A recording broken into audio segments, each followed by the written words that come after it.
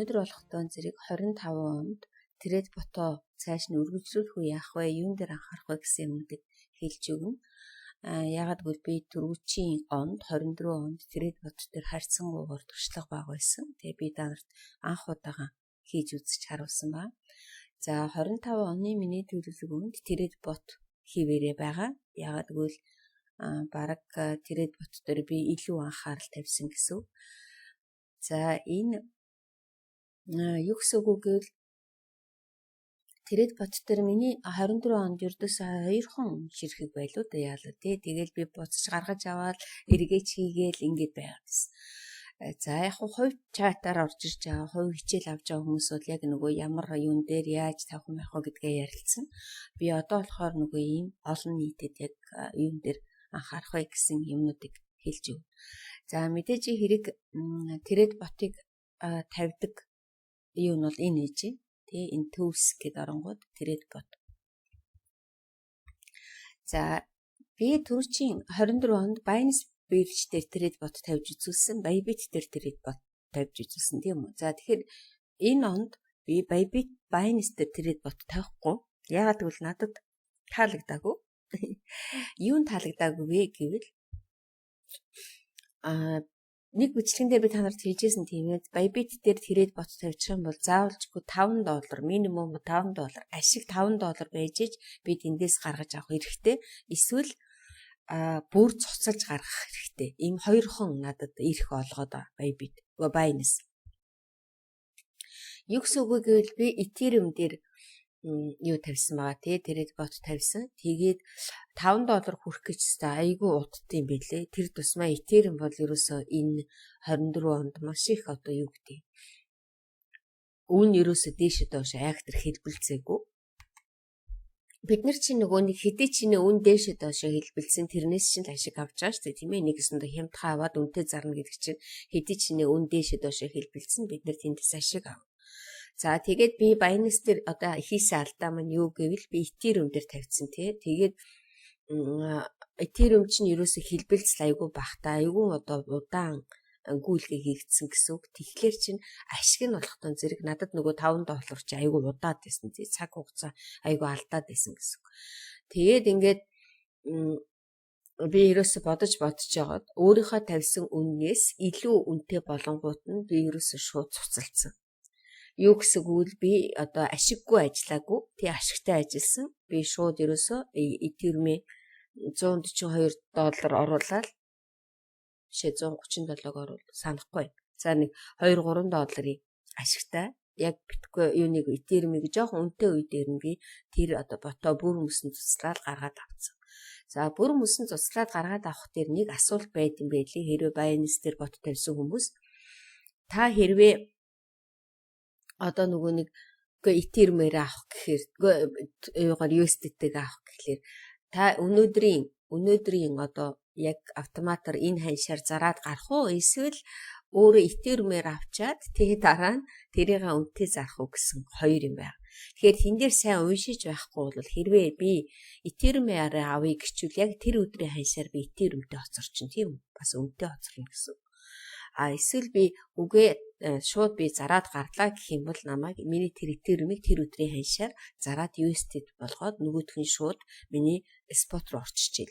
Тэгэхээр тэн дээр тэр Binance дээр бот тавьсан хүмүүс суслахтаа тэр өгүүлбэрийг сайн уншихгүй болвол хэрвээ би өөрөө зарна гэд авчих юм бол тэр өдрийн ханшаар надад Ethereum ороод ирнэ. Дараа нь үнэн өрсөлдөл би яах нь хүлээх болох нь ш. За энэ дээр сайн анхаараа. Ялангуяа одоо англи хэл мэдгүй хүмүүс бол заавалчгүй тэр орчуулж ийж.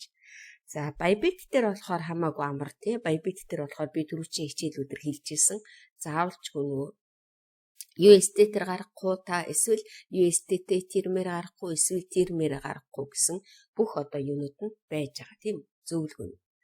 За тэгэхээр би энэ жил яах вэ гэвэл энэ ботыг энэ жил би бүр арай илүү нэлээд хэдийг тавьсан. Яагаад гэвэл ганцхан ширхгээс юм уу хоёрхан ширхгээс их ашигтай ажилтгүй юм билээ. Ерөнхийдөө бага ажилтдаг юм бил. Тэгэхээр би энэ жилийн миний төлөвлөгөө бол яах нь энэ бото тавих маяг арга марга бүх юмнууд миний бичлэг төрүүчийн бичлэгэн дээр байгаа учраас одоо энэ дээр хамгийн гол нь л нөгөө юугаа сонгохоо шийдэн та нар. Тэгээ ямар coin сонгохоо шийдэн. Тэгээд би дахин хэлээд байгаа. Нэг тийм актер одоо жишээлбэл би нөгөө ийм гівгэнтхэн өссөн одоо жишээлбэл Трамп гэдэг тий coin би дандаа жишээ одоо яагаад гэвэл хамгийн сүүлийн одоо гашуун дуршлага бол Трамп байна тийм айгүй олон хүмүүс тэн дээр ороод маш их шатсан төрүү чинь одоо уйлам айлын дээр дулцсан явж инлээ гадаадын хүмүүс. Тэгэхээр тийм одоо жишээлбэл эрсдэлтэй юмыг хэрвээ яг сая тэр би одоо энэ дээр ингээд далимдуулаад хэлэхэд тэр токен дээр одоогоороо л одоо манай хүмүүсийн толгойд байгаад ийлээ тий авчвал яах вэ гэсэн. Би одохдоо зэрэг хүмүүст ерөөсөө чи тэрийг авахгүй эн чинь яванда тэр ерөнхийлөгчийн coin чинь өснө гэж хэлж чадахгүй шүү дээ. Ягаад гэвэл угаасаа тэр coin чи өөрөө ямар төсөл мөсөл байхгүй зүгээр л одоо хүний нэрээр тий одоо нөгөө нэг ерөнхийлөгчийн тангараг өргөхийн өмнө л одоо мөнгө босгох арга байсан гэж BCG-г төрөөд байгаа. Гэвч цаашаага энэ coin өсөх өсгүйг бол би мэдэхгүй ганцхан сая хүмүүс яагаад их аимшигтай шаталт хийсэн гэвэл анх эхлээд хямдхан авсан юм байна л да Трампыг. Тэгээд өсөхтөр нь нөгөө зарж гаралгүйгээр шуналтаа дахиж нэмж авч байгаа. Тэгээд амжилтгүйгээр үнэн унаад одоо тэгээд үгүй одоо тэр оруулсан мөнгнөөс маш хэмжээний мөнгө алдсан. Тэгээд саяхан бичлэг явж илээ. Орсын нэг залуу 10 сая рубль алдсан. Тэгэхээр хэрвээ чи тэр тиймэрхүү эрсдэлтэй coin дээр шуналталгүйгээр өөрийнхөө авснасаад нэг юм уу хоёр ч юм хэд нуглал аваад гарах ёстой юмыг цаашаага шунж авсны одоо гай гарсан гэсэн үг. Хоёрдугаар ийм coin-уудын нэг амар хэцүү. За яах вэ хаа одоо би шатцсан ч гэсэн энэ coin токентойгоо ч юм үлдчихээ дараа нь хизээ нэгэн цагт үн хүрэхээр нь зарна гэд хүмүүс нэг хоцордог тал бий. Гэвч хизээ тэр үнэн дээр нь очихыг одоо ерөөсөө нөгөө чөтгөрл мэднэ гихчээр тийм эрсдэл гараад ирдэг. Тэгэхээр энэ трейд бот тавьж байгаа хүмүүс ч гэлээ гэсэн ямар нэгэн эрсдэлтэй coin дээр тавьчих юм бол ямар нэгэн тэр токны үнэн юм уу тэр coin-ы үнэн унахад тэр үнэн дээр одоо хоцорчин гэсэн үг байна. За тэрийг би одоо та нарт яг юун дээр амьдрал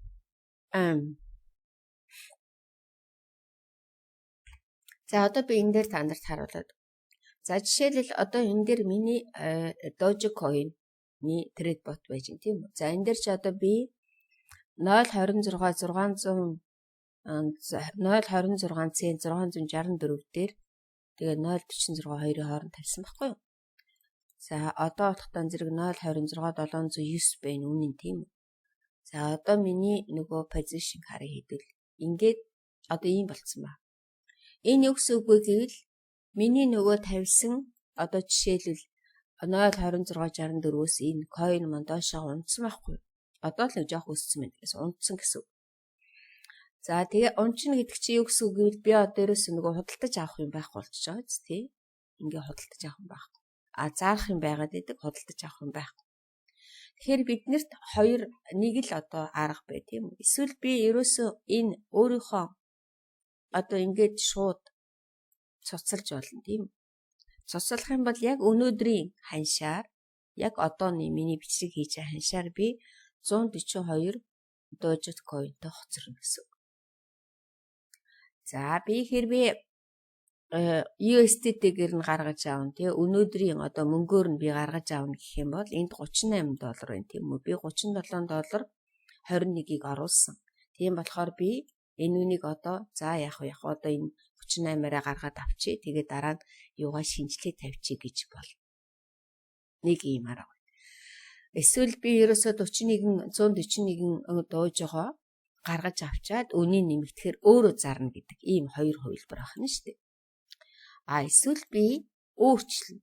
Үнэ эсвэл би доош нь болгоно, эсвэл дээш нь болгоно. Тэгэхээр одоо жишээлбэл би энэ дээр үнэ бүр ингээд доош нь 22 гээд ингээд тавьчих юм бол би заавалчгүй энэ доотлол тарж ийн $30-ыг би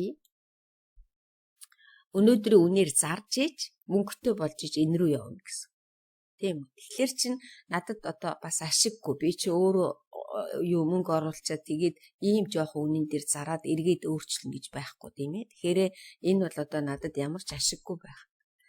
За ийм тохиолдолд бол би нэг одоо жишээлбэл за тэгвэл жоохон дээшлүүлээд харъя. Тэгээ энэ дээр Энэ дээр бол нэг их өөрчлөгдөхгүй тий. Тэгэхээр надад бол мэдээж хэрэг үн маань 26 7-той байхад би тэр доошогоо явна гэж байх. Ингээд нэг өөрчлөлт харах байна. Тэгэхээр өөрчлөлтөө бас саяын нөгөө энэ доод талын тэр юуг харж иж өөрчлөхгүй бол болохгүй. За тэгэхээр энэ дээр би юу гэж та нарт хэлэх гээд энэгвэл би яг өнөөдөр ингээд би эндээс бас аюу хөөрхөн ашиг гаргаад авцсан гэсэн. Би одоо яг уг нь бол би $4.66 юутай гарах байсан байхгүй ашигтай гарах байсан. Гэхдээ би $3.66-гаа авчиад байж исэн чинь миний одоо ингээд энэ юу маань яг нь доошоо унтсан байна. За эсвэл би ерөөсөө ингээд хайчихна. Юу гэж яагаад хайж ийнэ гэвэл би энэ 26-аас энэс ингээд дээшээгээ бас гараад явчих юм бол тий одоо жишээлбэл энэ маань өсөөд 0.26-аас дээшээ өсөөд явчих юм бол миний гаргах одоо юу гэдэг энэ хэмжээ маань бас арай жоохон нэмэгдэнэ гэсэн. Тэгэхээр энэ трейд ботыг одоо хүмүүс нэг ийм ойлголт байна лээ тий надад хүмүүс тэгээд байсан.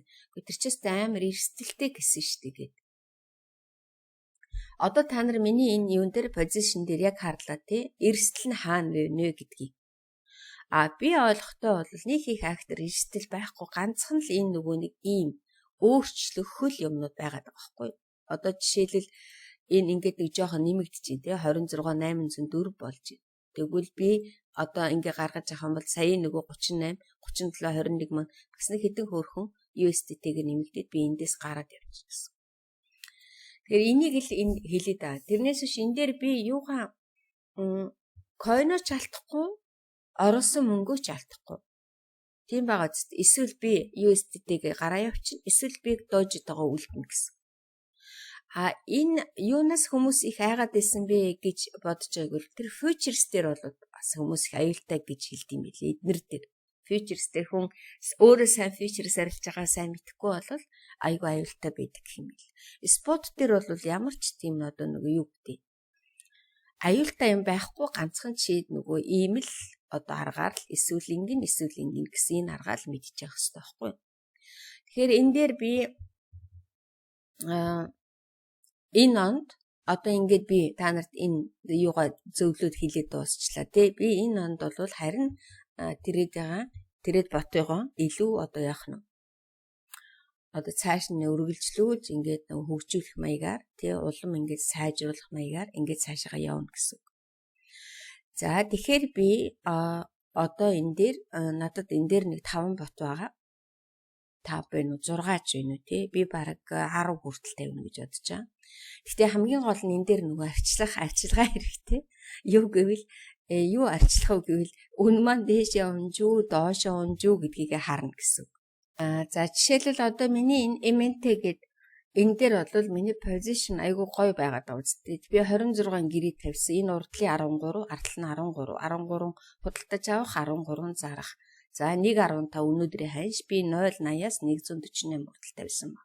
За энэ дээрээс бол би нэг миний ашиг бол 15 59 байх хэвээр. Миний энэ юугаар гэрээ дээр те би одоо 12.73-ыг авчиад байж байна.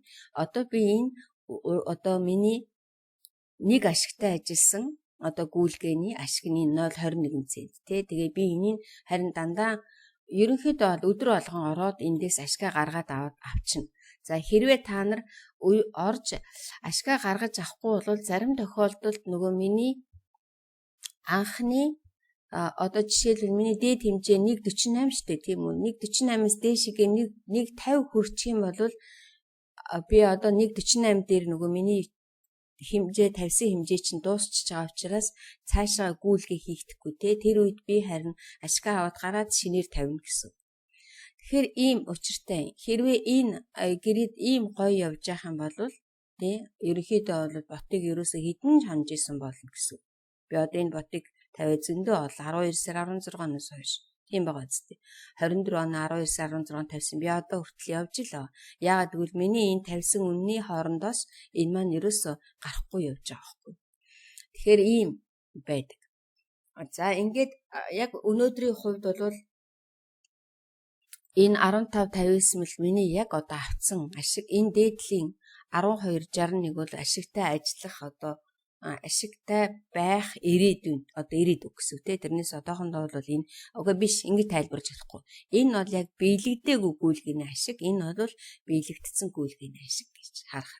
Тэгэхээр одоо би энэ Тэрэд ботын тухай ер нь бараг дахиад бичлэг хийхгүй. Ер нь та нарын анхаарах гол юм нь юу гэвэл хэдий чиний одоо ийм нөгөө нэг жижиг үнэтэй койнууд бол бас харьцангуйгаар айгүй сайн явагддаг юм байлээ тий. Гүйлгээ айгүй сайн явагдчих. Жишээлбэл одоо энэ эмэнтийг харж байна бид нар. Нөгөө талаар юунаас шалтгаалах вэ гэж мэдээж хэрэг оруулж байгаа мөнгнөөс шалтгаална тийм үү. Би одоо энэ дээр жишээл миний энэ бот бол $100 байх нь шүү дээ. За хоёрдугаарт нь тэгтээ та нар миний сая юуг бол хараарай тийм үү. Би 12 сарын одоо хэдэн хоног гэсэн үг үү? Биш.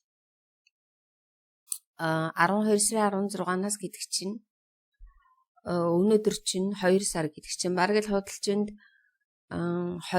сар гарan бараг одоо ингээд 16 сар гарангийн хооронд бол миний ашиг $100-оос нэг 12.93 байх нь шүү дээ. Тэгэхээр бас нэг амар тийм овоож өцөөс ашиг хийсэн үгүй л үгүй. Гэвч би өөрөө энэ $100-оор өөрөө яг ингээд арилжаа хийсэн бол энэ ашгийг авч чадах ч байсан үгүй ч байсан. Эсвэл их ч авсан байх байсан байж магадгүй, эсвэл би ерөөсөө юу ч авч чадаагүй л магадгүй. Тэгэхээр энэ нөгөө нэг ялангуяа ажил ихтэй завгүй хүмүүст бол яг ингээл тавьчаал тэргүүл энэ маань миний оронд одоо ингээл миний арилжаа хийгээл өгөөд байгаа болохоор Тэрэд бот айгу зүгээр юм уу гэж сансан. Тэгэхээр хэдэн таны одоо нөгөө өөрийн чинь оруулж байгаа ботод тавьж байгаа мөнгөний хэмжээ тий тэгээд ямар койн дээр зөв тавьснаас ч юм болж таны ашиг гарна гэсэн. Тэгэхээр $100 дээр бол яг энэ койны хувьд л би ийм ашигтай байна. Бусад койных дээр бол мэдээж хүн болгон яах нь айгу сайн юу яаж үзэх нь шүү дээ тийм ээ. Одоо би жишээлбэл нэгээс $22 ашигтай гарсан, нэгээс $33 ашигтай гарсан, нэгээс $2 ашигтай гарсан гэд нөгөө энэ бидний ботоос чи өөр ашигтад гарч ирэх. За ингээд өнөөдрийнхөө бичлэгийг дуусгая. Тэгээд ерөөсөө ингээд нөгөө бүр ингээд нарийн яг л ингээд гардаж хийн гэвэл мэдээж хэрэг одоо хуваараа тий ганцаарчсан хичээлээр заана гэсэн. Энэ болохоор бүх хүмүүст ерөөсөө ерөнхий ойлголт нь энэ байгаа шүү. За ингээд бүгдэнд баяртай. Тэгэхээр 24 оны миний дараагийн үргэлжлүүлж хийх ажил бол юу ах нь? Тэрэд бот байх нэ. За баяртай.